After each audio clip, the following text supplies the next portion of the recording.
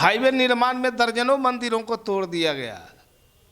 ये सनातनी लोग जो अपने आप को सनातनी कहते हैं, उन मंदिरों की सुधि लेने तक नहीं गए। ट्रेलर तो 15 में वो लोग देख चुके हैं। अब जो कहते हैं 24 में फिल्म दिखाएंगे, तो 24 में निश्चित रूप से जनता भी फिल्म देखेगी। जो 15 में ट्रेलर था, उसका विस्तृत रूप जो है 24 में बिहार में जरूर दिखेगा। नीतीश कुमार जी ने ही उन तमाम मंदिरों को पुनर्स्थापित किया है और बनवाया है नए सिरे से। नमस्कार, मेरा नाम सदन जी और आप देख रहे हैं एक न्यूज़ 24 और हमारे साथ बातचीत करने के लिए जदयू के प्रदेश प्रवक्ता हिमराज राम है। कल 4 राज्य के चुनाव नतीजे आए, जिसमें 3 राज्य में भाजपा प्रचंड जीत के साथ सत्ता में आई। सम्राट चौधरी ने कहा कि ये तो अभी ट्रेलर है और 2024 में भी सबक सिखाएंगे और अब की बारी बिहार की बारी है। ट्रेलर तो 15 में वो लोग देख चुके हैं। अब जो कहते हैं 24 में फिल्म दिखाएंगे, तो 24 में निश्चित रूप से जनता भी फिल्म देखेगी। जो 15 में ट्रेलर था, उसका विस्तृत रूप जो है 24 में बिहार में जरूर दिखेगा।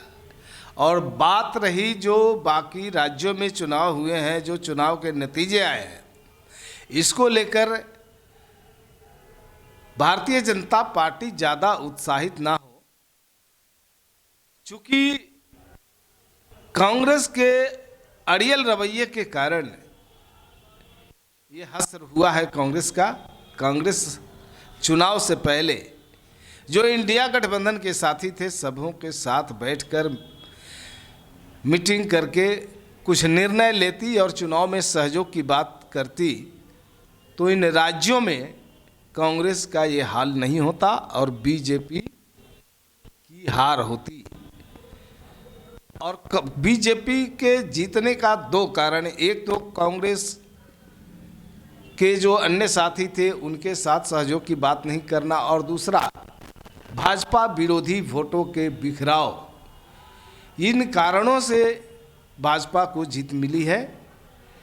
और राज्यों के चुनाव और लोकसभा के चुनाव, विधानसभा के चुनाव और लोकसभा के चुनाव में अंतर होता है। हर राज्य की अलग अलग परिस्थितियां होती हैं, अलग अलग मुद्दे होते हैं, अलग अलग माहौल होते हैं। और लोकसभा पूरे देश में जो 24 में होगी, उस समय देश स्तर के जो सवाल हैं, चुनौतियां हैं, जो जनता के सामने ज्वलंत मुद्दे हैं, महंगाई के, रोजगार के, संविधान की रक्षा के, अन्य ज्वलंत मुद्दों के आधारित 2024 का चुनाव होगा। और उन मुद्दों पर भारतीय जनता पार्टी फेल हो चुकी है और निश्चित रूप से जनता उन्हें लोकसभा चुनाव में, जो आज इतना हर्षित दिख रहे हैं, लोकसभा चुनाव में छाती पीटेंगे। आपने अभी मीटिंग का नाम लिया कि अगर हम लोग के साथ बैठकें कर रही थी तो ये हाल कांग्रेस पार्टी की नहीं होती। 6 दिसंबर को मीटिंग होने वाली है, उसके ऊपर क्या कहना चाहेंगे आप? अब तो 6 दिसंबर को है, हमारे नेता के पास न्योता आ चुका है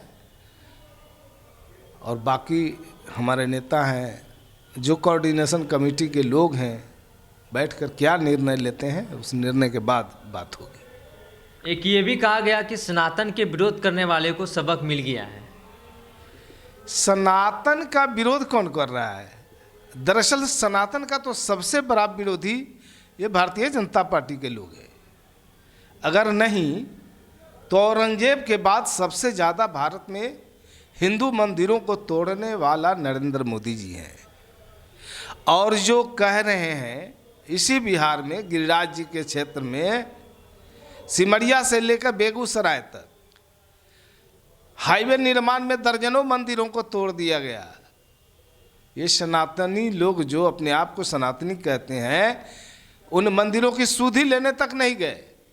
नीतीश कुमार जी ने ही उन तमाम मंदिरों को पुनर्स्थापित किया है और बनवाया है नए सिरे से।